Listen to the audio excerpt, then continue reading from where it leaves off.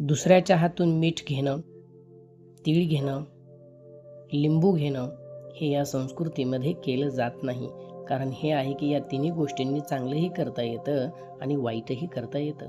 चांगली ऊर्जा टाकली तरी शोषून घेतं, वाईट ऊर्जा टाकली तरी शोषून घेतं. म्हणून जर कोणी मीठ द्यायला आलं तर हातात घ्यायचं नाही, ते खाली ठेवायचं. लिंबू वगैरे कोणाच्या हातून घ्यायचं. एखादे गुरु, ब्राह्मण, साधू किंवा योगी यांनी दिलं तर घ्यायचं. दुसऱ्याने हातात दिलं तर लिंबू घ्यायचं नाही असं तुम्हाला सुरुवातीपासून सांगितलं आहे की नाही? तीळसुद्धा घ्यायचे नाही असं सांगितलं आहे की नाही? असं वाईट करणारे लोक सहज सूर्यास्तानंतर ती क्रिया करतात.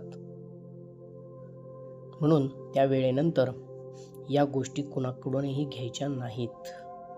थोडी खबरदारी शिकवली, बस इतकंच.